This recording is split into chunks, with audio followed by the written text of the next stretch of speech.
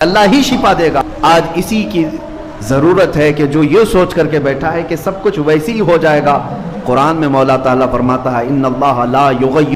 السلام علیکم ورحمۃ اللہ وبرکاتہ۔ دوستوں مجھے امید ہے آپ سب خیریت سے ہوں گے۔ تو آج میں ریئیکشن کرنے والا ہوں محمد مفتی سلمان اظہری صاحب کی تقریر پر۔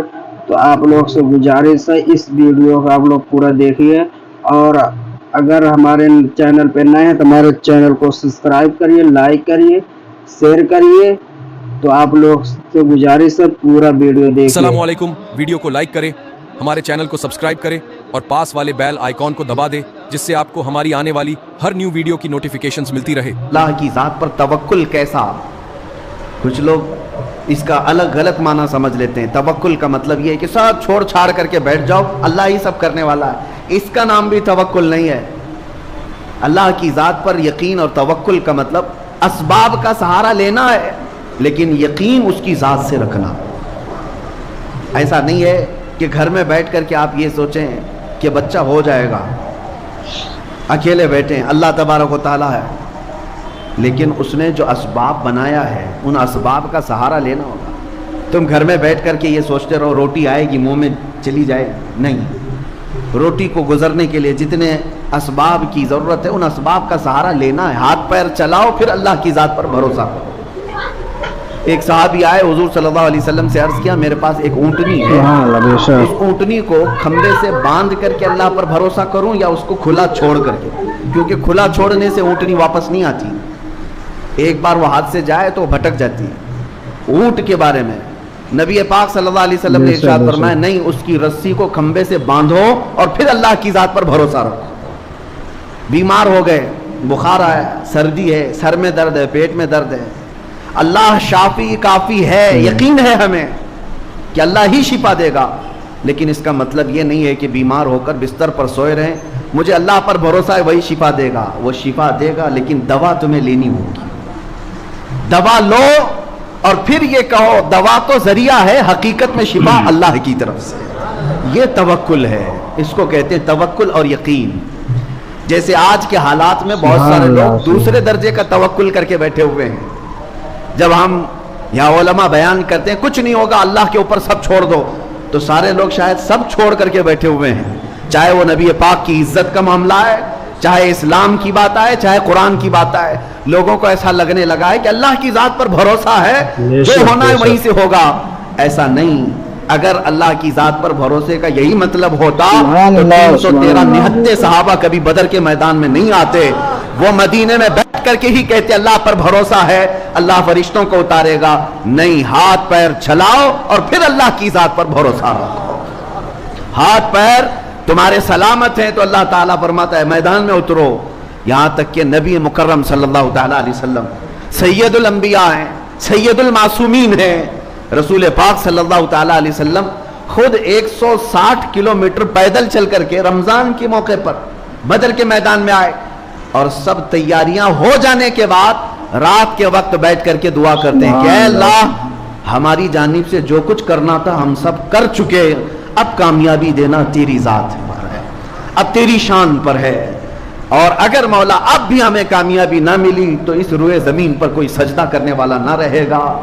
دیکھو نبی پاک صلی اللہ علیہ وسلم یہی دعا مدینے میں بھی کر سکتے تھے، یہی دعا اپنے گھر میں بیٹھ کر کے بھی کر سکتے تھے، اپنی مسجد میں بھی۔ نبی پاک صلی اللہ تعالیٰ علیہ وسلم نے توکل اور یقین یہ سکھایا ہے کہ پہلے عمل کرو اور پھر رب کی ذات پر بھروسہ رکھو۔ عزیزان گرامی وقار، آج اسی کی ضرورت ہے کہ جو یہ سوچ کر کے بیٹھا ہے کہ سب کچھ ویسے ہی ہو جائے گا۔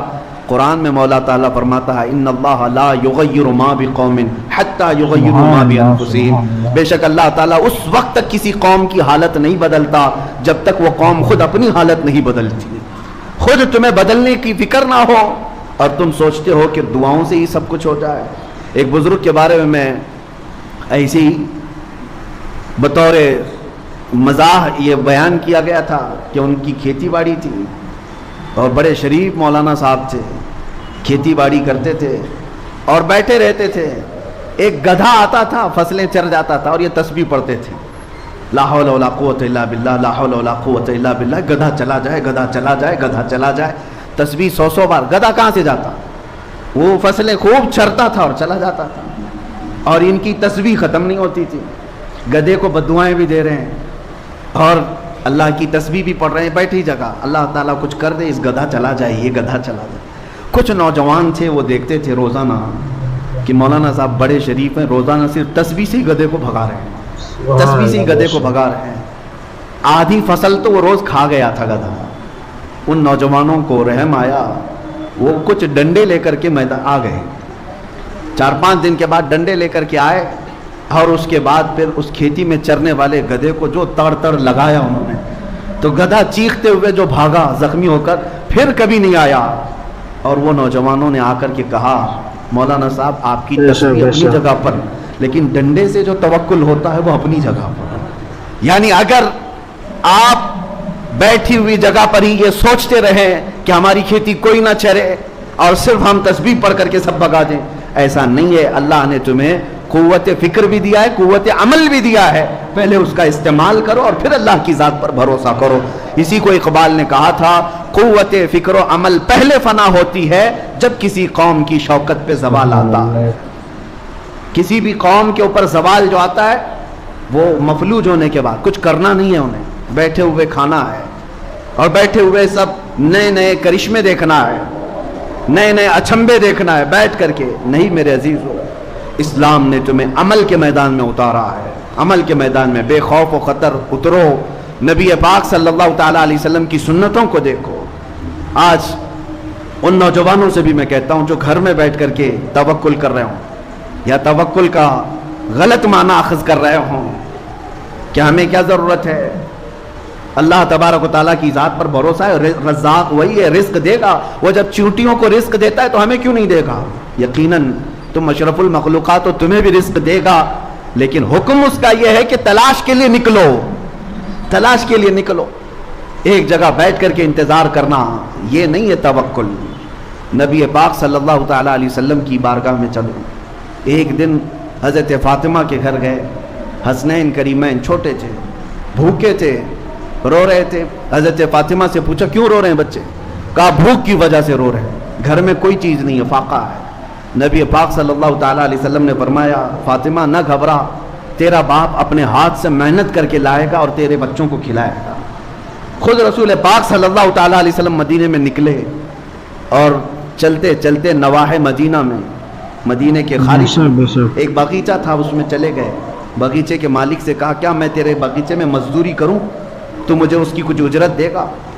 باغیچے کے مالک نے منظوری بھری، کہا کہ ٹھیک ہے میں تیار ہوں، مزدوری کر سکتے ہو. دیکھو میرے باغیچے کے درختوں کو پانی سینچنا ہے، پانی پلانا ہے.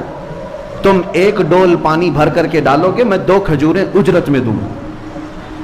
کنویں سے کھینچ کر کے 1 ڈول پانی بھرنا اور ایک درخت پر ڈالنا، اور اس کی اجرت پر صرف 2 کھجوریں. نبی رحمت سید العالمین طٰہٰ و یاسین، ہم غریبوں کے آقا جن کے ہاتھ میں مولا نے سارے خزانوں کی کنجیاں تھیں، انہوں نے 2 کھجوروں کی اجرت پر یہ کام کو قبول کر لیا. گئے خود اپنے ہاتھ سے کنویں میں ڈول ڈالتے، پانی بھرتے، کندھوں سے اٹھاتے اور لے جا کر کے درخت کو پانی ڈال کے آتے. اس پر 1 ڈول پر وہ باغیچے کا مالک 2 کھجوریں دیتا تھا. 3 ڈول میرے آقا صلی اللہ علیہ وسلم نے ڈالے، 6 کھجوریں لی. 4تھا ڈول جیسی کنویں میں ڈالے، رسی ٹوٹ گئی، ڈول گر گیا کنویں کے اندر، رسی الگ ہو گئی. اس بات پر وہ باغیچے کا مالک اتنا غصے میں آیا کہ ہاتھ اٹھا کر حضور پاک صلی اللہ علیہ وسلم کو لگا دیا. کہا تمہیں کام کا طریقہ نہیں معلوم؟ اللہ کے حبیب صلی اللہ علیہ وسلم نے اس وقت تک یہ نہیں فرمایا کہ انا حبیب اللہ، میں اللہ کا حبیب ہوں، یہ نہیں فرمایا، بلکہ نبی پاک صلی اللہ تعالیٰ علیہ وسلم عمل کے میدان میں رزق حلال کے لیے رسی کھینچتے رہے اور اس سے کہتے ہاں یہ مجھ سے رسی ٹوٹ گئی، میں کوشش کرتا ہوں بنا کر کے دے دوں. کسی طرح سے اس کی رسی بنا کر کے دیا اور 6 کھجوریں لے کر واپس لوٹائے. اپنے گھر آئے، سیدہ زہرا کے گھر بچے رو رہے تھے، 6 کھجوریں خوشی خوشی لا کر کے کھلایا. اس چیز کا کوئی غم نہیں کہ میں مزدوری کر کے آیا، اس چیز کا کوئی غم نہیں کہ باغیچے کے مالک نے ہاتھ اٹھایا. نہیں، میرے گھر میں حلال 6 کھجوریں آئی. اور جب हसनैन करीमैन को खिलाए। ये नबी पाक सल्लल्लाहु ताला अलैहि वसल्लम का अमल दर्स उम्मत है, उम्मत के लिए दर्स है। उस बगीचे के मालिक को हुजूर के जाते ही अंदर से बेचैनी और बेकरारी शुरू हुई कि इतना हसीन और जमील नौजवान मेरे पास आया और काम करते करते उससे अगर रस्सी टूट गई थी तो मैंने हाथ उठा दिया, गलत किया। और उस बेचैनी में मौजूद था, बेचैनी में कोई साहब वहाँ से गुजर रहे थे, उनसे रोते हुए उस बगीचे के मालिक को पूछा क्या बात है, बेकरारी किस बात की। उसने कहा एक ऐसा मर्द यहाँ पर आया था बड़ा हसीन और जमील, और उसने रस्सी से मेरे बगीचे में डोल पानी भर भर करके सींचा, लेकिन उससे रस्सी टूट गई तो मैंने हाथ उठाया, उसके बाद से मुझे बेचैनी है। उस आने वाले ने पूछा बता तो सही उनका हुलिया क्या था। हुलिया बताने वाले जो बताते थे, अल्लाह अकबर, सुनते ही सामने वाले वो सहाबी रसूल थे, रो पड़े, कहा नादान तुझे पता नहीं वो सैयदुल अंबिया हैं, वो रसूल खुदा थे जिन पर तूने हाथ उठाया।